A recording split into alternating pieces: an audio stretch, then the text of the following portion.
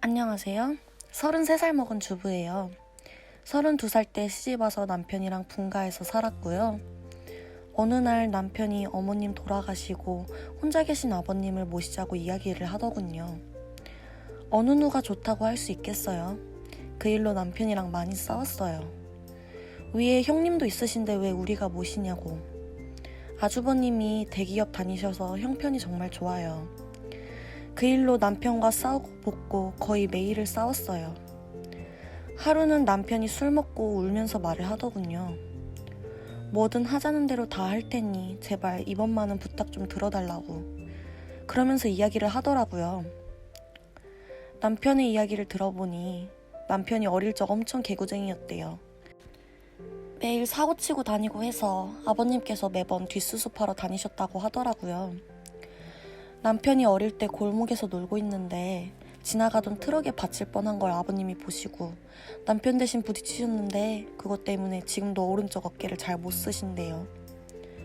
그리고 아버님 하시던 일이 노가다였는데 남편이 군제대하고도 26살 때쯤까지 놀고 먹었더랍니다. 아버님이 남편을 늦게 낳으셔서 지금 아버님 연세가 68 정도 되세요. 남편은 33이고요. 60 넘으셨을 때도 노가다 하시면서 가족들 먹여 살리고 고생만 하셨다네요. 노가다를 오래 하면 시멘트 독이라고 하나? 하여튼 그것 때문에 손도 쩍쩍 갈라지셔서 겨울만 되면 그렇게 아파하신다고 하더라고요. 평생 모아오신 재산으로 마련하셨던 조그마한 집도 아주버님이랑 남편 결혼할 때 집 해주신다고 파시고 지금 전세 사신다고 하고요. 그런데 어머님까지 돌아가시고 혼자 계신 걸 보니 마음이 아파서 눈물이 자주 난다고 하더라고요. 저희요, 전 살림하고 남편 혼자 버는데 한 달에 150 정도 벌어와요. 근데 그걸로 아버님 오시면 아무래도 반찬도 신경 써야 하고 여러 가지로 힘들 것 같더라고요. 그때가 임신도 해서 애가 3개월째인데. 형님은 절대 못 모신다고 못 박으셨고 아주버님도 그럴 생각이 없다라고 남편이 말을 하더라고요. 어떡합니까? 저렇게 남편까지 말하는데. 그래서 4개월 전부터 모시기로 하고 아버님 모셔왔습니다. 처음에 아버님이 오지 않으시려고 자꾸 거절하시더라고요. 늙은이가 가봐야 집만 대고 눈치만 보이신다면서요. 어쨌든 남편이 우겨서 모셔왔습니다. 모셔온 첫날부터 여러모로 정말 신경이 쓰이더군요. 그런데 우리 아버님 매번 반찬 신경 써서 정성껏 차려드리면 그걸 드시면서도 엄청 미안해 하십니다.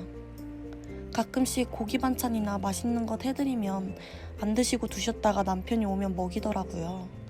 그리고 저 먹으라고 일부러 드시지도 않고요. 거기다가 하루는 장보고 집에 왔는데 걸레질을 하고 계신 거를 보고 놀라서 걸레를 뺏으려고 했더니 오히려 괜찮다고 하시면서 끝까지 다 청소를 하시더라고요. 그리고 식사하시면 바로 밥상도 들고 가셔서 설거지도 하십니다. 아버님께 하지 말라고 몇 번이나 말씀드리고 뺏어도 보았지만 그게 편하시답니다, 아버님은. 제가 왜 모르겠어요. 이 못난 며느리 눈치 보이시니 그렇게 행동하시는 거 압니다, 저도. 그래서 더 마음이 아픕니다. 남편이 몰래 아버님 용돈을 드려도 그거 안 쓰고 모아두셨다가 제 용돈 하라고 주십니다. 어제는 정말 슬퍼서 펑펑 울었어요. 아버님께 죄인이라도 된 듯해서 눈물이 왈칵 나오는데 참을 수가 없더라고요. 한 달 전쯤부터 아버님께서 아침에 나가시면 저녁 때쯤 들어오셨어요. 어디 놀러 가시는 것 같아서 용돈을 드려도 받으시지도 않고 웃으시면서 다녀올게 하시며 매일 나가셨습니다. 그런데 어제 아래층 주인 아주머니께서 말씀하시더라고요. 오다가 이 집 할아버지 봤는데 유모차에 박스 실어서 가던데? 이 말 듣고 깜짝 놀랐습니다. 네, 맞아요.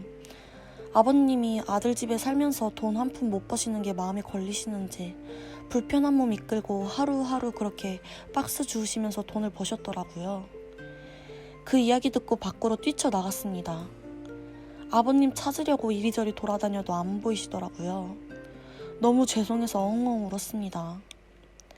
남편한테 전화해서 상황 설명을 하니 남편도 아무 말이 없더라고요. 저녁 5시 조금 넘어서 남편이 평소보다 일찍 들어왔어요. 남편도 마음이 정말 안 좋은지 아버님 찾으러 나간다고 하곤 바로 나갔어요. 제가 바보였어요. 진작 알았어야 했는데. 며칠 전부터 아버님께서 저 먹으라고 봉지에 들려주시던 과일과 과자들이 아버님께서 이렇게 일해서 사오신 것인지를. 못난 며느리 눈치 안 보셔도 되는데 그게 불편하셨던지 아들 집 모셔서도 편하게 못 지내시고 눈치만 보시다가 불편하신 몸 이끌고 그렇게 일하고 계시셨다니. 친정에 우리 아빠도 고생만 하시다가 돌아가셨는데 돌아가신 아빠 생각도 나고 해서 한참을 펑펑 울었습니다. 우리 아빠도 고생만 하시다가 돌아가셨는데.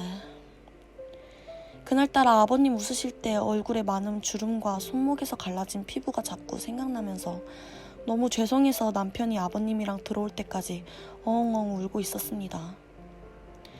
남편이 나가고 1시간쯤 넘어서 남편이 아버님이랑 돌아오시더라고요. 아버님 오시면서도 제 눈치를 보시면서 뒤에 끌고 오던 유모차를 숨기시는 모습이 왜 그리 마음이 아플까요? 오히려 죄송해야 할 건 전데요. 왜 그렇게 아버님의 그런 모습이 가슴에 남아서 지금도 이렇게 마음이 아플까요? 달려가서 아버님께 죄송하다며 손 꼭 잡고 또 엉엉 울었습니다. 아버님께서 매일 나 때문에 내가 미안하다면서 제 얼굴을 보면서 말씀하시는데 눈물이 멈추지 않았어요. 아버님 손 처음 만져봤지만 심하게 갈라진 손등과 굳은 살 베인 손에 마음이 너무 아팠어요. 방 안에 모시고 가서도 죄송하다며 그렇게 펑펑 울었습니다.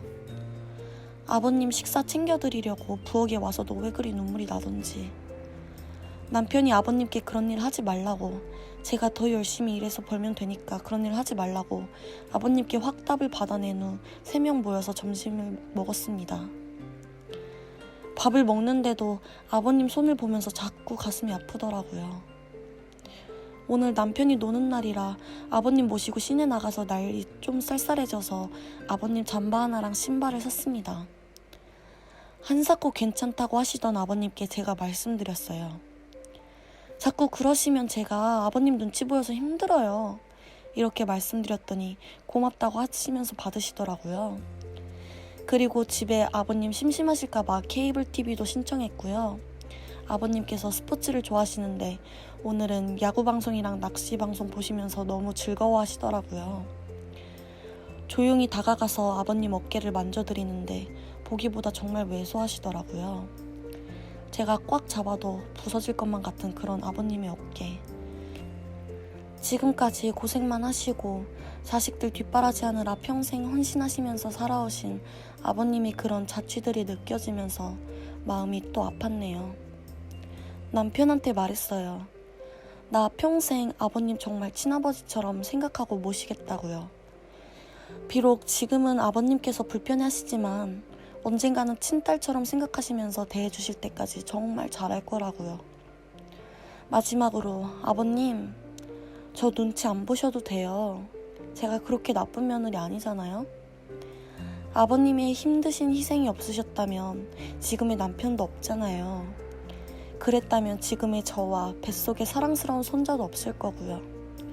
저 아버님 안 싫어하고 정말 사랑해요, 아버님. 그러니 항상 건강하시고 오래오래 사셔야 돼요. 그리고 2번 다시 그렇게 일 안 하셔도 돼요. 저 허리띠 꽉 졸라매고 알뜰하게 살게요.